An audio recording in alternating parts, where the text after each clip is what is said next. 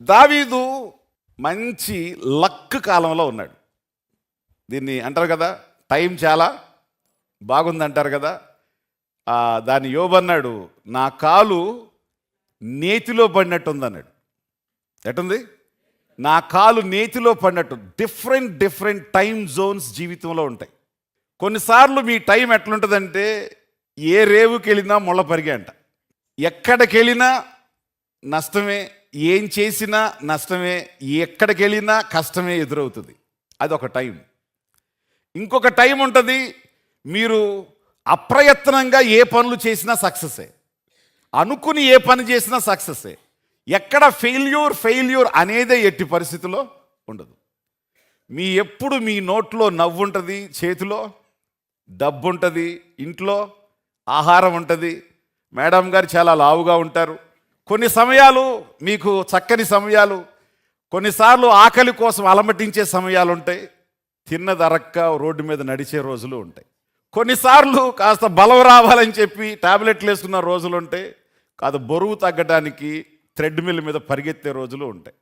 రకరకాల సమయాలు జీవితాల్లో ఉంటాయి. ఈ సమయం అన్నీ దేవుడు ఆశీర్వదించి శత్రు దేశాల మీద విజయం ఇచ్చి వాళ్ళందరూ కప్పాలు కడుతూ ప్రతి నెల సంపద ఇంటికి వస్తూ ఐశ్వర్యవంతంగా ఉన్నటువంటి టైంలో రాజులు ఏం చేస్తారంటే, నగరాలు కట్టించటమో, వాళ్ళ ప్యాషన్ ఏదైతే ఉందో ఆ విధంగా చేయటమో, రకరకాల విలాసాలు చేయటమో వాళ్ళు చేసేటువంటి టైం అది. అలాంటి టైంలో దేవుడు దావీదును చూస్తున్నాడు. గొర్రెల కాపరిగా ఉండే టైం తెలుసు ఆయనకి, దిక్కు లేక నిలువ నీడలేక పరిగెత్తినటువంటి టైములు తెలుసు ఆయనకి, ఆకలేసి అడుక్కున్న టైం తెలుసు ఆయనకి, దేశంలోంచి పారిపోయి శత్రు దేశాలకి యుద్ధ వీరుడు కనుక నేను మీకు సహాయం చేస్తాను, నాకు భోజనం పెట్టండి చాలు అన్నటువంటి టైములు తెలుసు ఆయనకి. ఈరోజు సింహాసనం మీద కూర్చొని వైభవంగా సమస్తాన్ని పరిపాలిస్తూ కోట్ల కొలది ఆస్తి కలిగినటువంటి సమృద్ధిలో ఉన్నటువంటి టైం కూడా తెలుసు.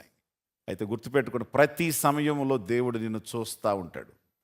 How you behave, how you talk, how you act, దేవుడు ఎప్పుడూ కూడా ఏం చేస్తూ ఉంటాడు? చూస్తూ ఉంటాడు. నీ స్పందనని ఆయన పరీక్షిస్తూ ఉంటాడు, నీ స్పందనని ఆయన కొలుస్తూ ఉంటాడు. దాన్ని బట్టి ఆయన నెక్స్ట్ నీ జీవితంలో ఏం చేయాలో అదే దాన్ని డిసైడ్ చేస్తుంది. ఆయన ఇలా చెయ్యమని నీకు ఎప్పుడు చెప్పడు. నువ్వు చేసేదాన్ని ఆయన చూస్తాడు, నువ్వు చేసేదాన్ని ఆయన కొలత కొలుస్తాడు. ఆమేన్. ఈయన వుడెన్ ప్యాలెస్లో ఉన్నాడు. దేవదారు మ్రాణులతో చేసినటువంటి వుడెన్ ప్యాలెస్లో, సమ్మర్ ప్యాలెస్లో మన టిప్పు సుల్తాన్కి ఉంది కదా, అట్లాంటి సమ్మర్ ప్యాలెస్లో ఉన్నాడు. అక్కడ ఉండి ఒకసారి అంతా చూస్తుంటే దేవుని మందిరం కనబడింది. ఆ మందిరం గాలి వస్తే డేరాలు ఏమవుతున్నాయంట? పైకి ఎగిరిపోయి మళ్ళీ కిందకు వస్తున్నాయి. ఈయనేమో చాలా పైన ఉన్నాడు, మందిరమేమో చాలా కింద ఉంది. దేవదారు మ్రాణులతో సొఫిస్టికేటెడ్గా ఉన్నాడు, మందిరమేమో డేరాల మధ్యలో, గుడ్డల మధ్యలో ఉంది. దాని క్లాత్ ఏమో ఎగిరిపోతుంది, ఈయనేమో చాలా దుమ్ము కూడా పడనటువంటి పరిస్థితిలో ఉన్నాడు. అప్పుడు వెంటనే ఇదే కింగ్డమిక్ పీపుల్ లక్షణం. కింగ్డమ్ పర్సన్ కాని వాడికి అసలు దానికి ఆలోచన కూడా ఉండదు. వాడి ప్యాలెస్, వాడి తిండి, వాడి గొప్పతనం, వాడి ఐశ్వర్యం, వాడి సంపాదన, ఇంకా దాన్ని ఎట్ట చేసుకోవాలని ఆలోచిస్తాడు. కానీ కింగ్డమ్ పీపుల్, దేవుని రాజ్య భారం కలిగిన వాళ్ళల్లో వచ్చే లక్షణం అది. దాన్ని చూడంగానే తన మనసు అంటుంది, నిన్నిక్కడికి తెచ్చినోడేమో అక్కడ, నువ్వేమో ఇక్కడ. ఒక్కసారి ఆ పరిస్థితిని ఆలోచించయ్యా. వెంటనే నిర్ణయం తీసుకున్నాడు, మహాదేవుని మందిరం భూమి మీద కట్టబడాలి. దేవునికి స్తోత్రం. ఆ మందిరానికి పేరేమని పెట్టాడు? మహాదేవుని మందిరం. నా దేవుడు సర్వశక్తివంతుడు, నా దేవుడు మహా గొప్ప దేవుడు, ఈయన కంటే దేవుడు ఎవ్వడు కూడా లేడు. కాబట్టి నా దేవునికి మందిరం కట్టాలి అని ఒక డెసిషన్ నిర్ణయించుకుని ప్రవక్తను పిలిచి అన్నాడు, అయ్యా నేను నా దేవుని కోసం ఒక మందిరం కట్టాలనుకుంటున్నాను. గత రాత్రి దేవుడు నన్ను ఇలా ఆశీర్వదించాడు కాబట్టి నేను ఇలా ప్రభు కోసం చేయాలనుకుంటున్నానంటే నాతానన్నాడు, అయ్యా దేవుడు ఇచ్చిన ఆలోచన, నీ ఆలోచన ప్రకారం నువ్వు చెయ్యి అన్నాడు. క్రైస్తవ అంతే. ప్రపంచంలో ఏవి విలువైనవో, నా దేవుడు విలువైన వాడు గనుక ప్రపంచంలో విలువైనటువంటివి కాస్త వింతైనటువంటివి ప్రపంచంలో ఏవి దొరుకుతాయో వాటన్నిటిని రప్పించాడు. వాటన్నిటిని రప్పించి ఆ తర్వాత తన ప్రజల్ని, సహస్రాధిపతుల్ని, శతాధిపతుల్ని, ప్రజల్ని మొత్తం అందరినీ పిలిపించి వాటన్నిటిని ఎదురుగా పెట్టి ఒక ప్రసంగం చేశాడు. చూడండి ఒకసారి, మొదటి దినవృత్తాంతాలు 29వ అధ్యాయం 3వ వచనం. నా దేవుని మందిరం మీద నాకు కలిగి ఉన్న మక్కువ చేత నేను ఆ ప్రతిష్ఠితమైన మందిరము నిమిత్తము సంపాదించి ఉంచిన వస్తువులు గాక నా స్వంతమైన బంగారమును వెండిని నా దేవుని మందిరము నిమిత్తము నేనిచ్చెదను. గదుల గోడల రేకులు మూతలకు బంగారపు పనికిని బంగారమును, వెండి పనికి వెండిని, పనివారు చేయు ప్రతి విధమైన పనికి 6,000 మణుగుల ఓఫీరు బంగారం, ప్యూర్ గోల్డ్, అది ఓఫీరు బంగారమును, 14,000 పుటము వేయబడిన వెండిని ఇచ్చుచున్నాను. ఈ దినమున యెహోవాకు ప్రతిష్ఠితముగా మనఃపూర్వకముగా ఇచ్చువారు ఎవరైనా మీలో ఉన్నారా? ఒకసారి స్తోత్రం చెప్పండి.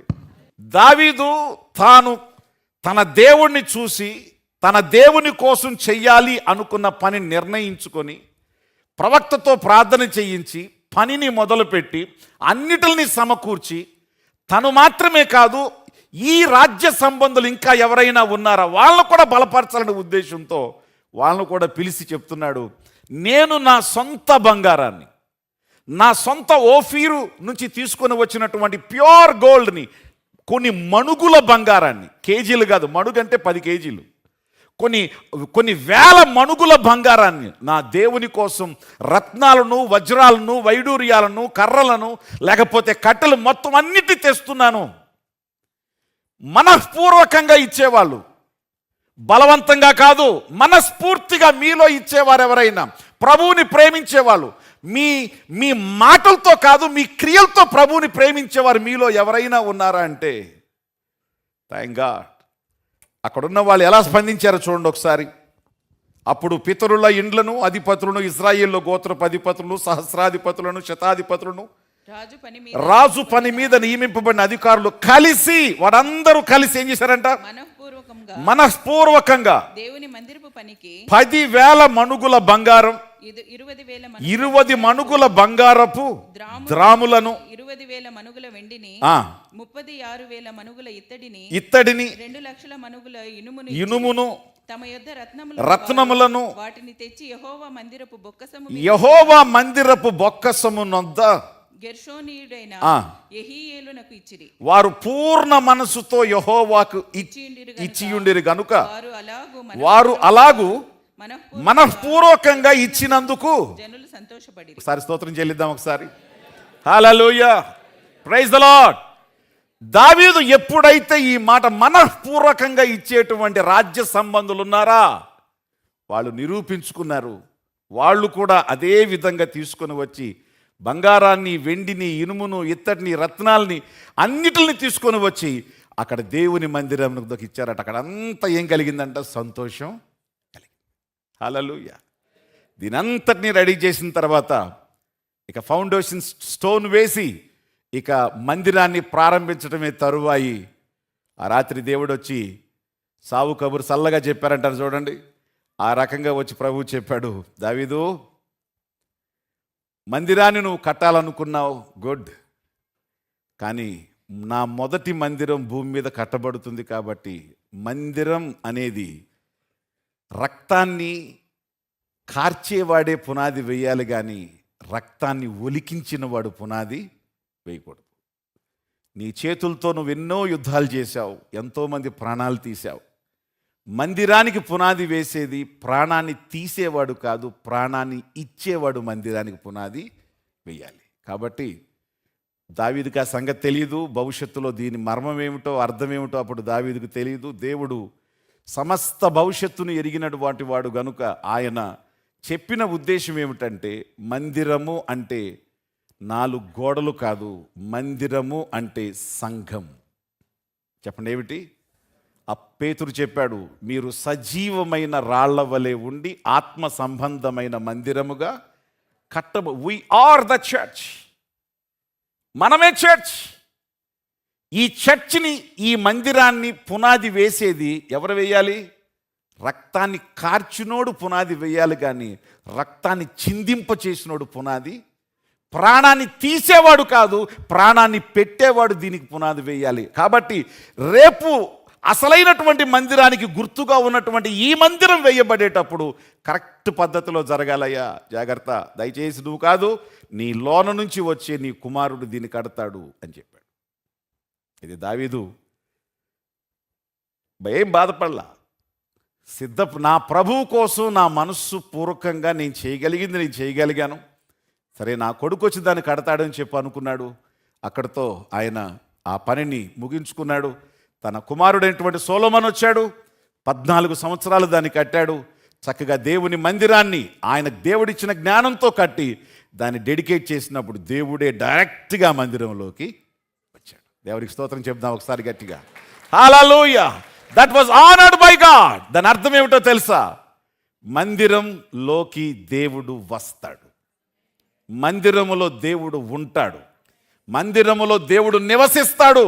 అక్కడ చేయబడు ప్రార్థనలు ఆయన ఖచ్చితంగా దానికి నిదర్శనంగా దాన్ని ఆయన చేసి చూపించాడు. Praise the lord.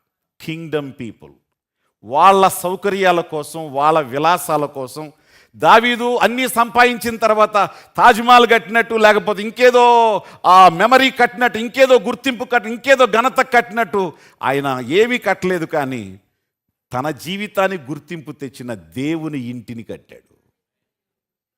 రాజ్య సంబంధులు, దేవుని డిఎన్ఏ కలిగిన వాళ్ళు, దేవుని లక్షణం కలిగిన వాళ్ళు, దేవుని యొక్క పని విషయంలో వాళ్ళు ముందుకు వచ్చి ఏ విధంగా ఆయన సమర్పించాడో ఆయన ఇచ్చి, ఆయన చెప్తున్నాడు, మీలో మనఃపూర్వకంగా ఇచ్చేవారు ఎవరైనా ఉన్నారా? దేవునికి స్తోత్రం కలుగును గాక. హల్లెలూయా.